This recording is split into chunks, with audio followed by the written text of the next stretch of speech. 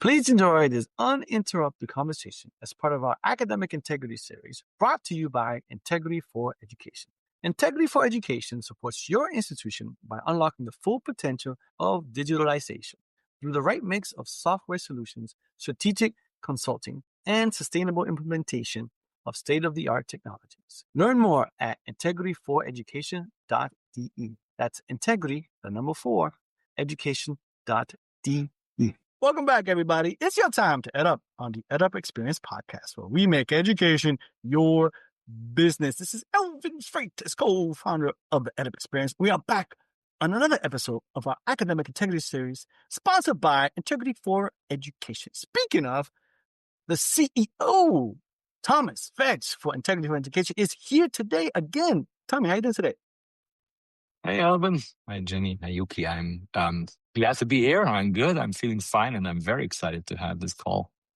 Yes, me too. I'm very excited because I was just saying before we hit record, she is the first person that's been on our academic integrity series, which we've had, I want to say 30, 40 plus episodes, that is non-higher ed. They're not working in higher ed. So here she comes, and because we want to get lots of information from her from the other side. So here she is. She's Jenny Maxwell. She's a head of education at Superhuman, formerly known as a little company you may have heard of, Grammarly. Hey, Jenny, how you doing today? I'm doing well. How are you doing? I'm doing fantastic. So happy to have you here, Jenny. It's been a long time coming. Here we go. Yes. So, Jenny, tell us all about what you do and how do you do it? Okay. Well, what do I do? I had the luxury of studying music for most of my childhood, all the way through my time as an undergrad. And I feel like that was one of the things that really prepared me to do my job right now, which is I feel like the great orchestrator of many things happening in real time, and balancing different product ideas, customer sentiment, delivering the best-in-class experiences with a product like Grammarly, while the world completely shifts upside down with generative AI. And I have to kind of juggle all of these things and these instruments and these different sounds to create something that seems pretty beautiful. And I am really proud to do that. What does that mean practically? I work with the team at Superhuman that supports our thousands and thousands of global customers who have historically relied on Grammarly to support best-in-class writing at scale. And now what I do is offer that same level of relationship to these global customers as part of Superhuman, which is a platform that's going to bring Grammarly as well as many other tools directly to where people are working, both professionally and for their academic goals. I feel like what I get to do is a privilege because there's so much disruption happening in education. And one of the things I'm really proud of in my career is I've spent about 90% of my adult life deeply involved in higher education on the business side, standing up motions around impact and correlation data that shows the things that I get to represent and bring to market actually have some impact and results for the institutions who give us their trust to do so. So, yeah, I'm really proud to be here. I love what I get to do. I'm really proud of the Grammarly brand and all that we have done for the last 16 and a half years. But I have never been more excited in my career, knowing what we are about to do and unlock with Superhuman. I love the fact that before I bring it up at the time of that, you said that being a musician helped you to where you are today. I love that. I think that's fantastic. And one thing, and man, there's so many follow-up questions that I want to ask you, but I'll give you one that I think a lot of people are maybe asking. Why the rebrand? Why Superhuman? Why now? Yeah. Tell us the story. Okay, so here's the story. I think Grammarly, if you go back in time 16 years ago, our founders had a pretty clear swim lane. They were all, they were three Ukrainian founders who found themselves studying and working here in the United States. Prior to Grammarly, they had created other very successful educational technology companies that were acquired, and they came back to this notion of like still supporting the command of the English language, particularly for non-native speakers, was something that they are clearly struggled with. And these are some of the smartest people I've ever met. And so it's interesting to think, solving this communication challenge for them really unlocked the potential in them to go and create companies and impact the world that they did. Grammarly, even its name, right, really connotes such a small piece of what we do with the Grammarly experience. It's almost like we outgrew our jersey very quickly, and as well as strong as the product continued to be developed for both the consumer and the enterprise, we were always going to be considered this small niche tool compared to what the real opportunity is right now in this moment with AI. So why did we rebrand? One of the things that is Grammarly's superpower is well done. here's the superpower, is that we are built on a ubiquitous technology that follows you through 500,000 websites and applications. So wherever you need the support, Grammarly is right there to support you. You can be a Microsoft school, you can be a Google school, you can have those battles until your last breath. Good luck. We actually sit on top of any of those systems so that we can serve writers when they need that support.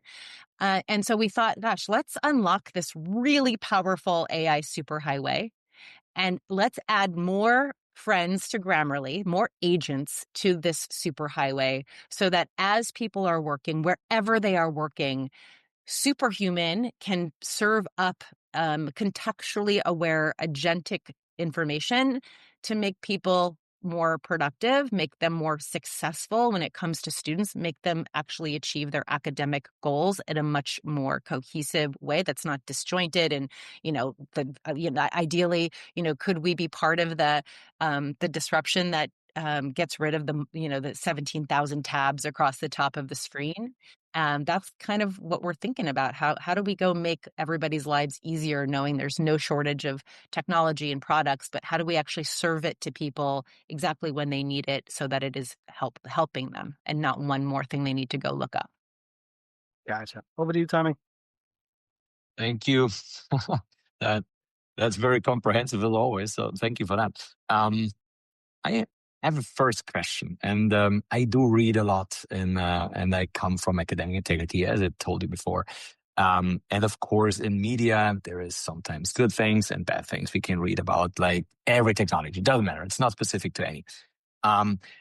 If you would position yourself in an academic environment, would you be more on the side of a cheating company or more as a supportive company when it comes to the process of learning, to the process of writing and thinking, right? So how would you position yourself in that context? I would say we are as far away from a cheating company that exists. And I can back that up in that, the way that we think about engaging students. So by the way, I neglected to say that while we have thousands of enterprise customers across K-12 and higher ed, we have millions and millions of students who rely on us to help them through their process of writing every single day. And one of the things I'm really proud of is when we stay very focused on how to help students achieve their academic goals in a way that is a responsible deployment of our tools, we will do two things. We will help the students, delight them, give them a unique experience with AI that is vastly different from like the standard big LLM machines and companies. And we will be able to bring faculty along that journey as well, right? Because faculty are not necessarily anti-AI. faculty just have not been given the time, the space to think about how this new technology can better support the goals they have for their students. And it has been a false dichotomy that you cannot have AI and have integrity in your course. That to me feels like the most broken way to think about it. And so, we really want to be a leader in the space in how we bring conversation and bring pedagogical innovation to schools while also doing what we need to do as a society, which is we need to actually create graduates who are AI literate, who understand where information comes from, who understands their role in being this really cool conductor of lots of different AI tools, so that they sit in the driver's seat and they accept whatever they feel is unique or addresses their goals or helps them sound the way that they want to sound based on their audience. So I say that, like, without a doubt, I want to, make sure we continue to navigate our product and our conversations and our go-to-marketing approaches around serving this innovation forward type of conversation. I will also say, and I say this all the time, we cannot solve the human behavior problem that is cheating. Cheating has been around since the dawn of being a human being. Our brains are wired to be lazy and to do whatever, right? Like, that's just, we're humans, right? So we're not trying to police people. That's just not, I think that's futile. I actually think the more we can show a better path forward that allows instructors to be at the center of how they deploy these tools and when and what type of data and insights they can glean to inform their teaching, we're going to create what I think is like the North Star of higher ed. And my daughter is in high school. So part of this is, I say this, like, what is my own personal motivation is that when she lands in a university in the next several years, what she experiences is this incredibly dynamic relationship with her professor who is coaching her around her ideas, where because content is commoditized, it's not about where you found the content. It's about, is it research backed? What is your point of view? How has feedback and different points of view informed your thinking? Like, how do we actually train people to become agile in their thinking and agile in their ability to work with these tools so that when they land in the world of work and they have a boss like Jenny Maxwell, they can show, hey, I'm not afraid to fail. I'm okay. I want to accept this. I want lots of feedback. How do we iterate and move quickly together? And that's sort of, I think about that while I'm thinking about what we're building today, because that is really what, high school students are going to inherit in the next 5 years. Agreed. Yeah, I think we heard it before, right? So that AI has to be part of, or integral part of education. That's for sure. So, and we want to see students come out like their education journey and be tech savvy enough. Also, maybe AI literate to utilize it in the workplace every day. We have been, like in what Elvin said, 40 discussions, and we heard a lot. So we don't want to accuse people wrongly from AI cheating, specifically if they did it unintentionally and so on. And so it just came across my mind. So if you have some automatization, and I used Grammarly quite often, like utilized, or it's part of at least the Google environment I used to use. So that in a language that's foreign for me, English, Grammarly popped in and said, hey, you shouldn't say it like this. You can't say it like that. And better use this word instead of that word, and so on. That's why I ask you if it also applies to German. Because I think people in my area will have the same challenges. I see the benefit. That's clear.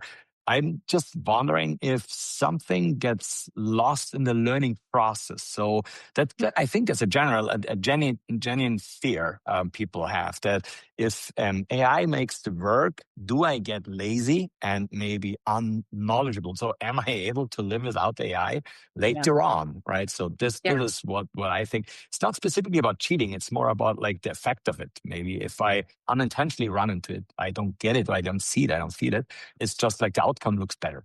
Yeah, I'd say if all things stayed the same and we continue to just say your understanding or your measurement of learning is entirely baked off of the creation of like summation of words being put together, then yes. because that is now commoditized. Like I can push a button and someone can give me the LLM can give me a 5-paragraph essay in about 2 seconds. So the challenge then becomes, well, what was the goal of that assignment? How can you still show command of the content, but also this notion of making the assignment less about can you put together the 5-paragraph essay? Actually, so one of our incredible partners says, I want you to use as much AI as possible. And your assignment is around the authorship report. I want you to tell me where you accepted certain content, why you didn't ask for further proof. What was it about the suggestion that you said, no, thank you, right? What about that voice or that tone was misaligned with how you see yourself as a writer? And we're at the very early stages of all of this, right? Because, even though we're, starting the 4th year of, Yes. ChatGPT being in the market, Yeah. education has just been pretty slow to adapt. We spent a lot of time that first year just saying, lock everything down. We're blocking everything, right? Swung the pendulum in one way. I remember that very well. I know, right? And then, then the leader, anyway. But this pendulum has swung back now, and people are saying, okay, this is now not going away. What do I need to change about how I assign work in my courses that is reflective of students, A, understanding how to cite and find information, and B, shows that after I pass them through my history class, I feel like they are more literate around information and more literate around citation and more capable of getting feedback and more capable about, like, there's this notion of AI actually has this incredible opportunity to give more at-bats for our students to become curious. Like, we have beaten curiosity out of schools or and children in this, at least in the United States, from a very young age. Color in the lines. This thing must look this way. Testing is binary. And I feel as a parent, like, what an incredible opportunity to unlock this notion of being hyper curious. Like, there's, these tools where a student, my son is 10, could go in and prompt an LLM around, I want a bedtime story. I want the hero to be my son's name. I want him to play soccer. I want there to be, the anti-hero needs to be a dragon. And like, all of a sudden, he gets this bedtime story. He decides, I don't like that ending. I need the ending to be like, whatever happens. This is just one tiny little fraction of an example of how this incredible technology is actually building a lot more curiosity, exposure to curiosity and artistry from, at least in my family. And I say this with the deepest empathy possible, but we have put instructors and faculty in the worst possible situation where we have said, no time to go figure out what you want to go do with your courses. This brand new disruptive technology is in place. Figure it out. Oh, and by the way, your students are going to love this. They're going to be the first to adopt because they're students. And they're going to basically rank you at the end of your course. They're going to give the university this feedback on how you do as an instructor. We have put faculty in the most impossible situation to be successful. And so in order for us to go all in and embrace the opportunity around AI truly informing better citizens, hyper-curious citizens, more empathetic citizens, we need to give space for faculty to say, all of these old assignments no longer work in this new world. And thank goodness, because we are not who we were when a lot of this design of higher education came to be 200 years ago.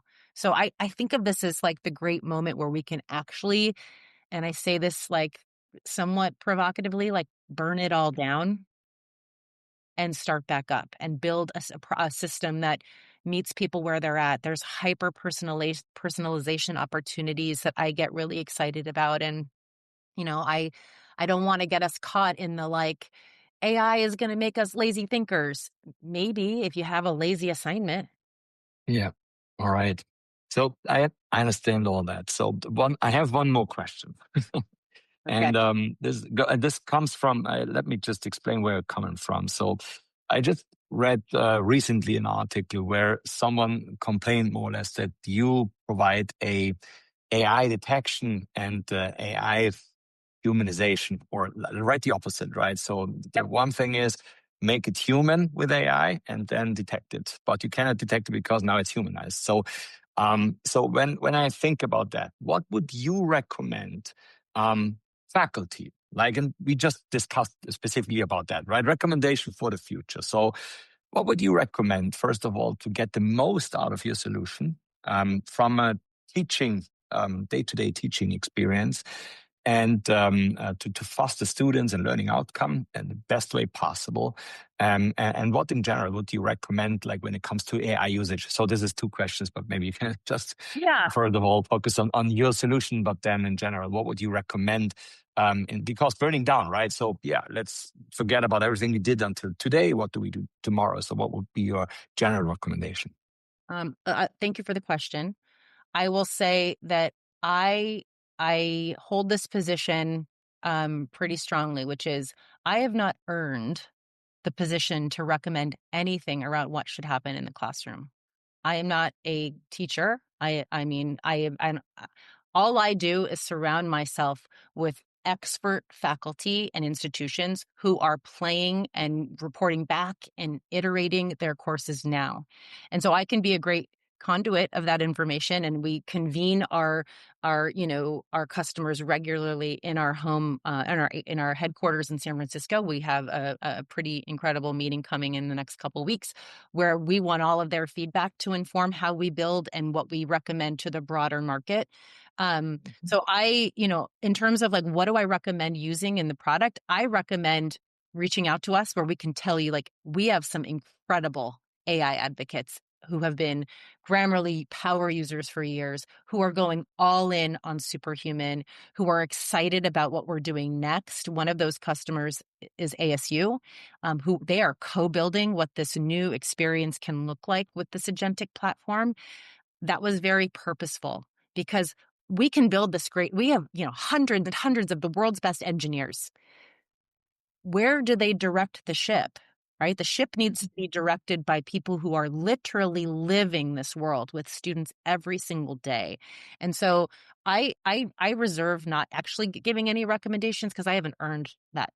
I have not earned the position to answer that. I will say, though, like, again, where we're seeing a lot of excitement and where I get feedback from our customers is they are using these different agents on our within the Grammarly bench is what as new assignments, right? Like, put your paper through something called a humanizer.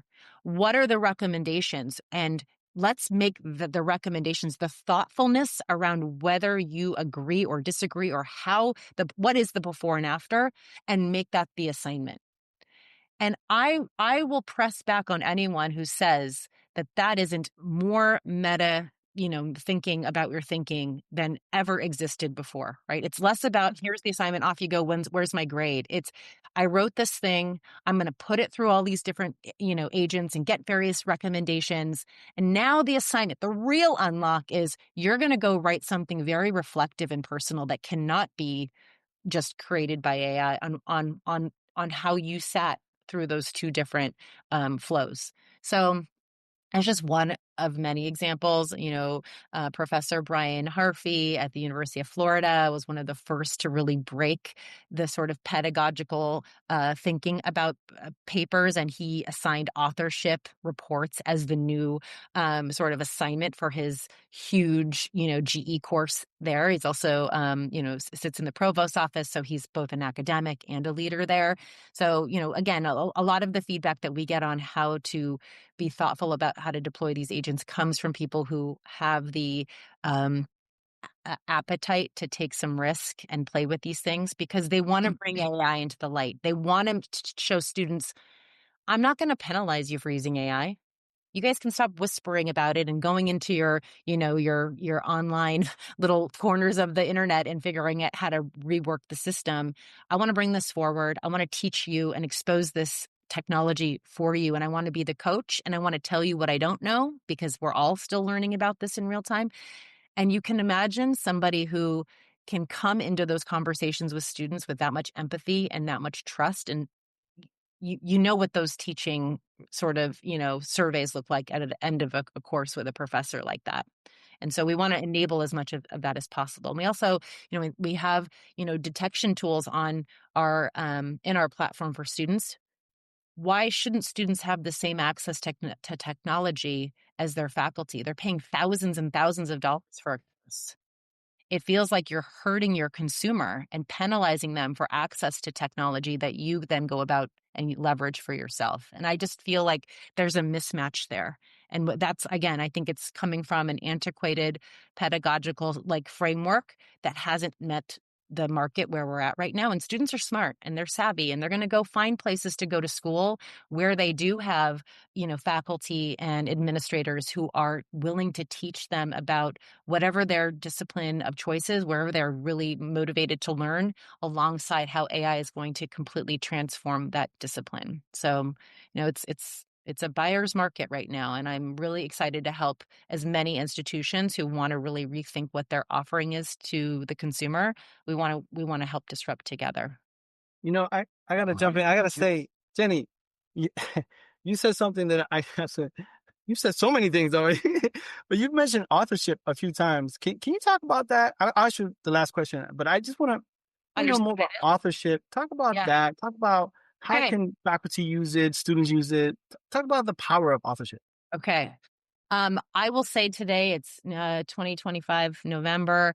Authorship is probably a product that I have felt most proud to represent in my entire career. The reason for that is authorship came to be 2 years ago. There was a student named Marley Stevens. Marley's paper was flagged erroneously by an AI detection software at her university. Her professor did not follow policy and just basically failed her on the assignment. It was a high stakes assignment. She ended up not passing the course. She ended up then losing her scholarship. She ended up then having, a ton of sort of a negative impact on a student who actually was just using, like we call it OG Grammarly, just for help with grammar and syntax and all of that. And she went to TikTok. And the video was, hey, students who use Grammarly, be aware, because these detection companies are going to falsely flag you and you could end up like me. Well, we serve millions. Remember I said earlier, we have millions and millions of students all over the globe who rely on us as their trusted writing companion. And even though this is not a product we create or a problem we created, we felt like what an opportunity for us to step in and be a hero for both students and some peace of mind for faculty. And so because we are on device, the student can turn on the authorship workflow. And as they are creating their long form writing and however many sessions and in over the course of however many days, authorship just keeps track of the ways that they engage in their own human created content, as well as how they might engage various LLM tools. At the end, when they're ready to go, there is a sort of a summation of how much content they created versus AI. How many editing sessions, how much time did they take in this piece of work, and it gives students a lot of information about how that came to be. It also gives faculty a lot of information about how that came to be. And so, as you can imagine, this allows students and faculty to have conversations about the process of writing and what tools are being generated and why, and when they missed a citation, hey, this is why this was flagged. But I'm just so proud of this product. It has won the EdTech Breakthrough Award. We were also recognized by Fast Company this year because of authorship. And, biggest form of flattery is, some of these detection companies are saying, oh, we'll give you something like authorship now. Like, God, yeah. So, it was built for students. But while we stayed very focused on supporting students in this very ambiguous world of AI, the fast follow was, oh my goodness, now students can, or faculty can leverage this. It's built, there's a workflow that's built into right now the Canvas LMS, soon to be the other big players in higher ed LMS land. But a faculty member could basically look into their grade book, see, hey, here's all of my assignments, and then see the corresponding authorship report. We assign no morality to any of that. If a student submits a paper and it's 50% AI, the faculty can decide what to do with that information. The student also then knows definitively what they're about to submit is going to show what you did and how you did it. And again, all of the conversations we're having right now are from our partners and our schools who are saying the culture between faculty and students has improved dramatically, even in a single semester, by giving these tools to at scale. And so we're really excited. We're just got, we feel like we're just scratching the surface with getting authorship into as many students and institutions as possible. But it's a product I'm exceptionally proud of. Side note, Marley Stevens is now graduating in 2 weeks from her institution and invited me to her graduation. It just feels like it's a full circle moment, and all things we moved forward, and there's been a lot of really great things that happened in spite of that initial issue that was raised. So. Oh, that's pretty cool. Enjoy that. Hopefully you can go. Commencement isn't the best. I love that. Oh, I love higher ed. Best time of the year by far. Jenny, this has been such a fun, great conversation. Last question for you, which I can't wait to get your feedback on with all your experience. What do you see as the future of higher education? Oh my gosh. I was just saying this to one of our most prolific partners, which is I feel like higher ed, and I'm very proud. I'm a first generation college student. My entire college was self-funded. I'm very proud. I'm a proud UCLA alumni. Go Bruins. And, I drive the car with the Bruin alumni. I let everybody know in Seattle that I'm, an alum. And it becomes, for all of us that went to college more than 5 years ago, it's just a timestamp. We were there, we got it, we moved on. I would like higher education. I would like UCLA and the experiences that I had there to transform my thinking to come with me while I work. And I think that there's an opportunity with AI to unlock this notion that it's a moment in time, and you leave it and you never need to go back to it. And I like the idea that AI can serve me learning and opportunities to grow that are validated maybe by UCLA or maybe by somewhere else, to help me become better every single day. And I am a big follower of Adam Grant, and his book Think Again was one of my favorites. And the idea of let's wake up tomorrow being less wrong about our biases, less wrong about things like grammar, sure, but less wrong about all of the things that we've had today, and how can AI really challenge our thinking and make us more curious, make us more empathetic, and overall make us better citizens. And so for me, it's I'm unrelentless. I'm unrelentless or relentless in my pursuit of that sort of North Star. But I'm as you can tell, I'm an AI optimist through and through. Yeah. One thing I love is that you've mentioned curiosity a few times. I have a 9-year-old girl and I have a 5-year-old girl. Our family motto is always be confident and curious. Always. We got the 2 C's of it. So I love that. Love it. I love it. And often the more curious you are about life, people see that as such an attractive quality about you as a human being. And it sort of fulfills the sort of bucket of being confident. It's like this, this flywheel. So I shout out to you. Those are great things to be teaching young people. I appreciate that, Jay. All right, great episode. Let me outro my co-host. He is Thomas Fett, CEO at Integrity for Education. Tommy, thank you as always. Thank you, Elvin. Thank you, Jenny. This was a total different discussion than all the others we had, I need to tell, because you're, first of all, standing a little bit on the other side, outside the education system. It was super interesting for me. And I do share the vision that AI has all this potential, specifically when it comes to personalization of learning. Maybe that's also something we heard quite often. I believe in that. And I think it's super important and interesting. So well done. Thank you. Thank you both. It was my pleasure. Now, let me outro you because you were awesome, Jenny. She's your guest, ladies and gentlemen. She's Jenny Maxwell. She's the head of education at Superhuman, formerly known as Grammarly. Jenny, thank you so much for being here. Thank you both. I hope you have a great day. Absolutely. And with that, ladies and gentlemen, you've just head up. Thanks for listening to this uninterrupted conversation as part of our Academic Integrity series brought to you by Integrity for Education. Integrity for Education supports your institution by unlocking the full potential of visualization through the right mix of software solutions, strategic consulting, and sustainable implementation of state-of-the-art technologies. Learn more at integrityforeducation.de. That's integrity, the number 4, education www.de.